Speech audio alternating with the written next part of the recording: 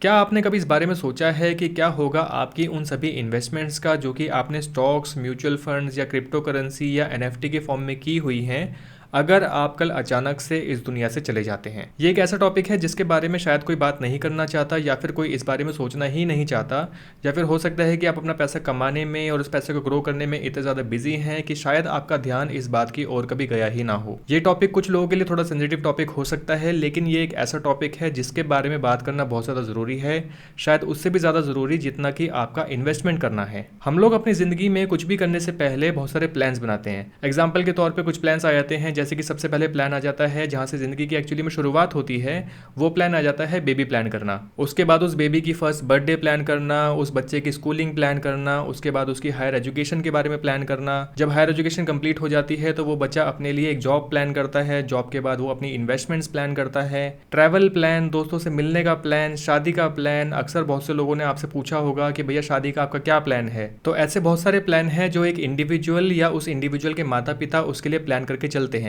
लेकिन इसी बीच एक प्लान आपका भी आ जाता है, वो आ जाता है रिटायरमेंट प्लान। तो इन सभी चीज़ों को हम अपनी ज़िंदगी में बहुत अच्छे से प्लान करते हैं और ये उम्मीद करते हैं कि जैसा प्लान आपने किया था सब कुछ बिल्कुल वैसा ही उसी तरीके से ही चलेगा। और इन सभी प्लान्स को पूरा करने के लिए कि आपके पास सही समय पर सही चीज़ के लिए सही पैसा हो, आप शुरुआत से ही अपना पैसा इन्वेस्ट करना स्टार्ट कर देते हैं, या तो स्टॉक्स या म्यूचुअल फंड्स की फॉर्म में। और आप बिल्कुल टेंशन फ्री हो जाते हैं कि अब आपने अपने और अपने परिवार को जो फ्यूचर है वो बिल्कुल सिक्योर बना लिया है, जो कि एक बहुत ही अच्छी बात है, बहुत ही सराहनीय बात है कि आपने इतना कुछ सोचा और इतना कुछ अपने परिवार के लिए प्लान किया।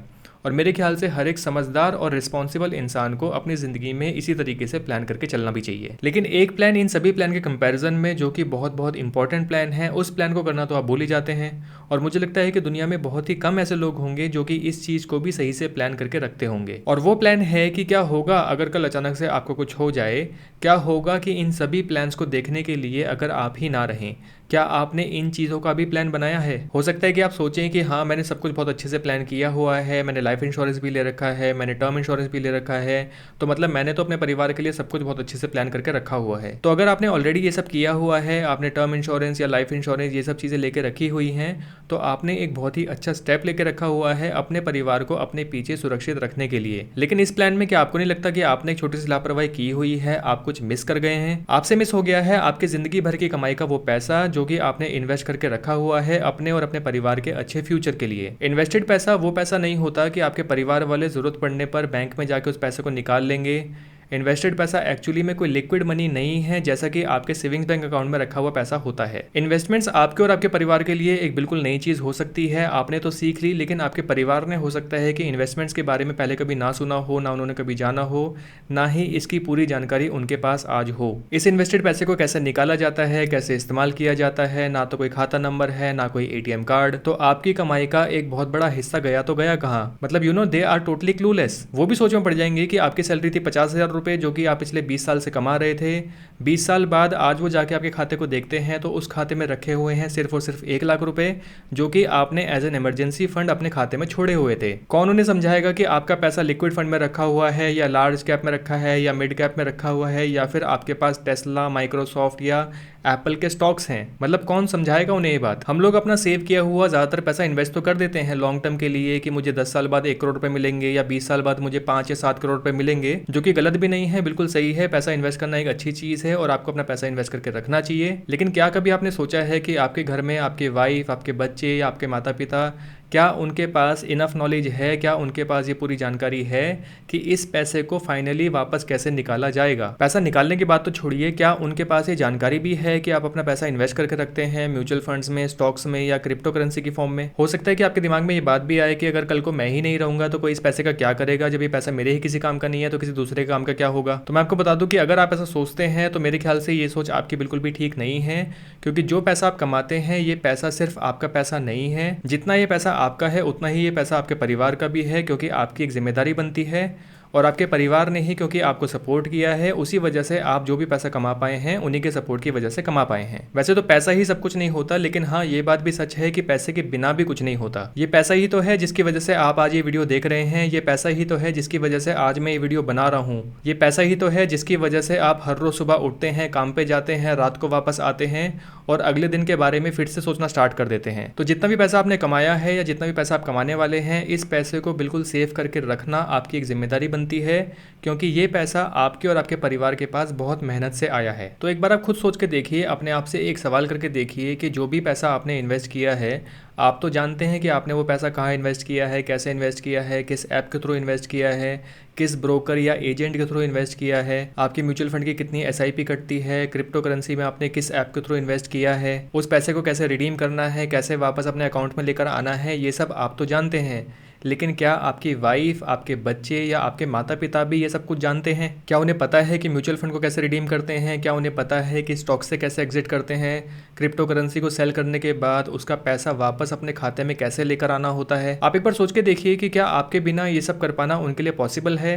क्या आपके ना होने पर भी बिना किसी परेशानी के ये सारा पैसा वो लोग इस्तेमाल कर पाएंगे? क्या वो अपनी आने वाली ज़िंदगी के लिए कुछ नए प्लान्स बना पाएंगे, या एटलीस्ट जो प्लान्स आपने बनाए थे क्या उन्हीं प्लान्स को पूरा कर पाएंगे? अगर उनके पास आपकी इन्वेस्टमेंट्स की पूरी जानकारी नहीं होगी तो उन्हें कहाँ कहाँ चक्कर लगाने पड़ेंगे, किस किस बैंक की ठोकरें खानी पड़ेंगी। जब बैंक के खाते को जाके देखेंगे तो उन्हें पता चलेगा कि बैंक के खाते के अंदर तो कुछ है ही नहीं, क्योंकि जो पैसा आपने इन्वेस्ट किया है वो आपने बहुत सारी अलग अलग ऐप्स के थ्रू पैसा इन्वेस्ट किया है, तो उन ऐप्स तक उन्हें कौन पहुंचाएगा? देखिए, ऑलमोस्ट सभी ऐप्स जिनके थ्रू आप अपना पैसा इन्वेस्ट करते हैं वो वैसे तो नॉमिनी को ऑटोमेटिकली मैसेज या ईमेल्स के थ्रू नोटिफिकेशन सेंड कर देती हैं अगर आप अपने अकाउंट में अगले 1 साल तक लॉगिन नहीं करते हैं। लेकिन ये जो 1 साल का समय है, ये 1 साल का समय बहुत लंबा समय हो सकता है आपके परिवार के लिए।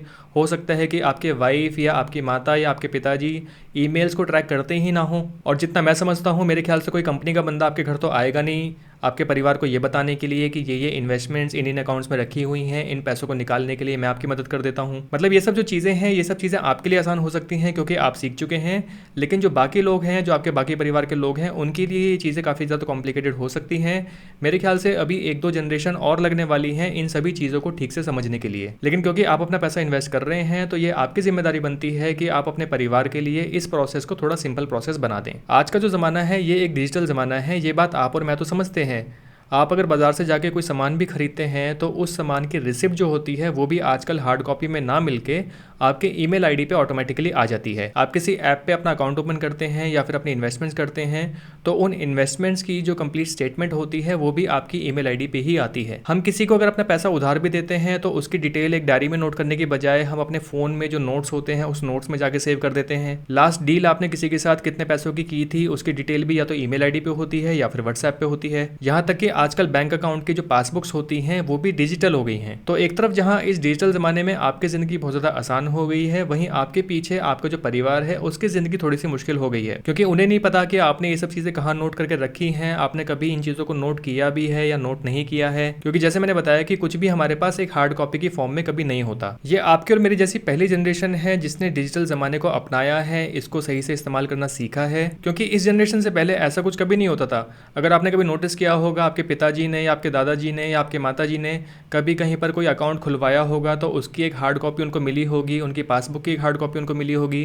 कोई इन्वेस्टमेंट्स अगर उन्होंने कभी की होगी तो उन इन्वेस्टमेंट्स की एक हार्ड कॉपी भी उनको मिली होगी। तो पहले के लोग हर चीज़ की रेसिप्ट, हर चीज़ की statement as a hard copy अपने घर में रखते थे, तो इससे उनके परिवार के पास एक पूरा प्रूफ होता था, पूरा एक लिखा जोखा होता था किसी इंसान के बारे में कि उस इंसान ने कहाँ पर अपना खाता खुलवाया है, उस इंसान ने कहाँ कहाँ पर इन्वेस्टमेंट्स की हैं। लेकिन अब एक बार आप अपने बारे में सोच के देखिए कि क्या आपने अपने सभी इन्वेस्टमेंट्स की जो भी अकाउंट्स आपके पास हैं उन सभी अकाउंट्स की complete statements as a hard copy अपने पास अपने घर में कहीं पर रखी हुई हैं? मेरे ख्याल से आज के समय में बहुत कम ऐसे लोग होंगे जो आज भी इस प्रैक्टिस को फॉलो करते होंगे। तो सिंपल सी बात यह है कि आप इस जिंदगी को आसान बनाइए, सिर्फ अपने लिए ही नहीं, अपने परिवार के लिए भी इस जिंदगी को थोड़ा सा आसान बनाइए। देखिए, मैं कोई प्रोफेशनल लीगल एडवाइजर या फिर कोई लॉयर तो हूँ नहीं कि ये सब चीज़ें ग्राउंड लेवल पर कैसे काम करती हैं या फिर क्या लीगल ऑब्लिगेशंस आ सकते हैं, लेकिन हाँ, कुछ ऐसे पॉइंट्स हैं जिनके बारे में अब मैं बात करना चाहता हूँ जिससे कि आपके और आपके परिवार की जिंदगी थोड़ी सी आसान बन सकती है। तो सबसे पहला पॉइंट आ जाता है list down all your investments. आपको बस करना क्या है, आपको बस चाहिए बस एक पेन और एक पेपर या फिर एक डायरी जहां पर आपको लिस्ट आउट करनी है अपनी सारी इन्वेस्टमेंट्स। जिन भी बैंक्स में आपके खाते हैं उन सभी बैंक्स का नाम और उनके अकाउंट नंबर्स, आपकी कोई भी एफडी है या आरडी है या पीपीएफ है या एनपीएस है, आप अगर जॉब करते हैं, सैलरीड हैं तो पीएफ नंबर या फिर UAN number, ULIP plans, life insurance की डिटेल्स, टर्म इंश्योरेंस की डिटेल्स, म्यूचुअल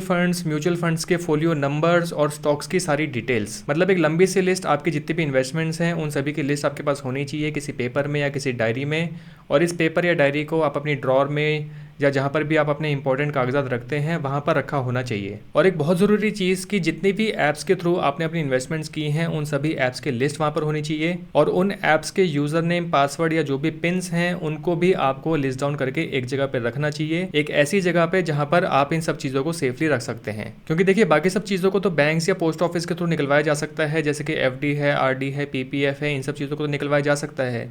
लेकिन ये जो नई नई ऐप्स आजकल आ रही हैं, इन ऐप्स को यूज़ करके आप जो अपना पैसा इन्वेस्ट करते हैं, अगर इन ऐप्स की डिटेल्स आपके परिवार के पास या किसी के पास नहीं होंगी तो मुझे लगता है कि इन सभी इन्वेस्टमेंट्स को ट्रैक कर पाना, इन ऐप्स को जाके एक्चुअली में एक्सेस कर पाना उनके लिए बिल्कुल भी आसान काम होगा। बाकी मेरे ख्याल से मुझे इस चीज़ को ज़्यादा डिटेल में समझाने की ज़रूरत नहीं है, आप बहुत ही समझदार हैं, आप जानते हैं आपको क्या करना है, आप जानते हैं आपको अपने परिवार की ज़िंदगी कैसे आसान बनानी है, किस चीज़ को कितनी डिटेल में कहाँ पर उठा कर रखना है, आप ये सब भी जानते हैं। तो मेरे ख्याल से आप ये काम अपनी समझ के साथ, पूरी समझदारी के साथ बहुत अच्छे से करेंगे। बस एक चीज़ का बहुत ज़्यादा ध्यान आपको ज़रूर रखना होगा कि कोई भी यूपीआई पिन या पासवर्ड या इंटरनेट बैंकिंग का यूज़र नेम और पासवर्ड, इन सब चीज़ों को आप कभी भी कहीं पर भी नोट करके ना रखें, क्योंकि ये सब चीज़ें आपके डायरेक्टली सेविंग्स बैंक अकाउंट से लिंक्ड होती हैं, जो कि एक लिक्विड मनी है जिसका गलत इस्तेमाल भी हो सकता है। सेकंड पॉइंट आ जाता है ऑलवेज ऐड नॉमिनी। आपके पास जो भी बैंक का खाता है या लाइफ इंश्योरेंस है या फिर जो भी आपके इन्वेस्टमेंट्स हैं, जिस भी ऐप के थ्रू आप अपनी इन्वेस्टमेंट्स करते हैं, उसके अंदर एक ऑप्शन होता है, वो होता है नॉमिनी का ऑप्शन।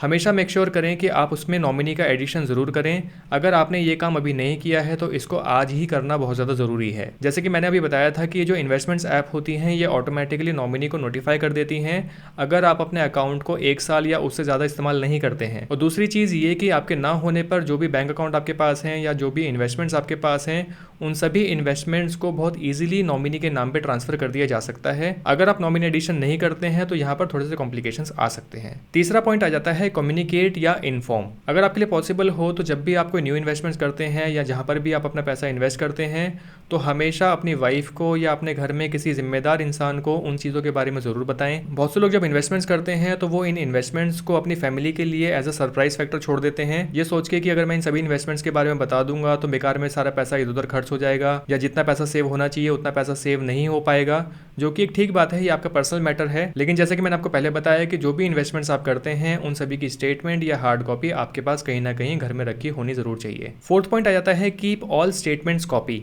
जो भी इन्वेस्टमेंट्स आप करते हैं, फिर चाहे वो स्टॉक इन्वेस्टमेंट्स हों या म्यूचुअल फंड की इन्वेस्टमेंट्स हों, उन सभी की एक जो कंसोलिडेट स्टेटमेंट्स होती हैं उनको आपको एटलीस्ट साल में एक बार ज़रूर निकाल के रखना चाहिए। क्योंकि जो हार्ड कॉपीज़ होती हैं इसमें फोलियो नंबर्स भी होते हैं, इसमें आपके अकाउंट की ईमेल आईडी भी होती है, वो फ़ोन नंबर भी लिस्टेड होता है जिसके थ्रू आपने ये सारी इन्वेस्टमेंट्स की हैं। तो मेरे ख्याल से जहाँ पर भी आप अपने सभी इंपॉर्टेंट कागजात रखते हैं वहाँ पर आपको इन स्टेटमेंट्स को भी कंसोलिडेट करके ज़रूर रखना चाहिए। आपने जो भी म्यूचुअल फंड इन्वेस्टमेंट्स की हैं उन सभी इन्वेस्टमेंट्स की एक कंसोलिडेट स्टेटमेंट निकालना बहुत ही ज़्यादा आसान काम है। आपको बस करना क्या है, आपको जाना है CAMSonline.com पर। यहाँ पर आपको मिलेगा म्यूचुअल फंड इन्वेस्टर्स का ऑप्शन, इसको आपको क्लिक करना है।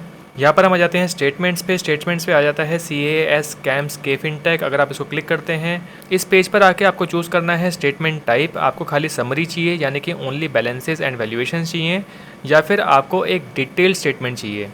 तो अगर मैं यहाँ पर चूज़ कर लेता हूँ डिटेल स्टेटमेंट्स, तो ये आपसे मांगेगा कि आपको डिटेल स्टेटमेंट कितने समय की चाहिए, current financial year, previous financial year, या फिर स्पेसिफिक पीरियड। अगर आप अपनी सभी इन्वेस्टमेंट्स की कंप्लीट डिटेल्स निकालना चाहते हैं तो मैं यहाँ पर चूज़ करूँगा स्पेसिफिक पीरियड, और स्पेसिफिक पीरियड में मैं चूज़ कर सकता हूँ वो डेट और साल जहाँ से मुझे अपनी स्टेटमेंट्स चाहिए। फॉर एग्जांपल जैसे कि मैंने 2016 में पहली बार अपनी इन्वेस्टमेंट्स करना स्टार्ट की थी, तो मैं यहाँ पर चूज़ करूँगा 2016 जनवरी और 1 जनवरी, और वहाँ से लेके आज तक की डेट, यानी कि 3 जून 2022 तक की डेट। इसको चूज़ करने के बाद मुझे यहाँ पर डालनी है अपनी ईमेल आईडी, यानी कि वो ईमेल आईडी जिसके थ्रू मैंने अपनी जो ऐप्स हैं उनमें अकाउंट ओपन किए थे, या फिर अगर मैं डायरेक्टली AMC से इन्वेस्टमेंट्स कर रहा हूँ तो उस AMC पे जब मैंने अपना लॉगिन आईडी बनाई होगी तो वो मैंने किस ईमेल आईडी से अपनी लॉगिन आईडी बनाई थी। ईमेल आईडी डालने के बाद यहाँ पर पैन कार्ड ऑप्शनल है, आप अपना पैन कार्ड डाल सकते हैं या फिर इसको आप छोड़ भी सकते हैं। उसके बाद आपको चूज़ करना है पासवर्ड, तो यहाँ पर आप कुछ भी पासवर्ड चूज़ कर सकते हैं। आप यहाँ पर अपना नाम डाल सकते हैं, अगर आपका नाम है अमित तो आप अपना पासवर्ड चूज़ कर सकते हैं अमित 123, वही पासवर्ड आपको कंफर्म करना है। ये पासवर्ड एक्चुअली में उस कंसोलिडेट स्टेटमेंट का पासवर्ड होगा जो कि आपको इस ईमेल आईडी पे रिसीव हो जाएगी जब आप सबमिट बटन प्रेस करेंगे। तो ये सारी डिटेल डालने के बाद जैसे ही आप सबमिट बटन प्रेस करेंगे तो आपके पास इसी ईमेल आईडी पे एक कंसोलिडेट स्टेटमेंट आ जाएगी, जिसका पासवर्ड होगा वो पासवर्ड जो आपने यहाँ पर चूज़ किया है। तो जैसे कि आप देख सकते हैं मैंने अपनी ईमेल आईडी से वो कंसोलिडेट स्टेटमेंट डाउनलोड कर ली है। तो यहाँ पर ये मुझसे मांग रहे हैं पासवर्ड, तो मैं यहाँ पर अपना पासवर्ड एंटर कर देता हूँ। तो ये है वो कंप्लीट कंसोलिडेट अकाउंट स्टेटमेंट, जहाँ पर आपके आज तक के सभी इन्वेस्टमेंट्स की कंप्लीट लिस्ट होगी। इस स्टेटमेंट का आप एक प्रिंट आउट निकाल के अपने पास रख सकते हैं। और पांचवा और आखिरी पॉइंट आ जाता है रिलैक्स। अगर आपने ये सभी कुछ फॉलो कर लिया है तो मेरे ख्याल से आपको बहुत ही ज़्यादा सुकून और बहुत ही ज़्यादा रिलैक्स मिलना चाहिए कि आपने अपनी इन्वेस्टमेंट्स को फाइनली बहुत अच्छे से प्लान करके रखा हुआ है।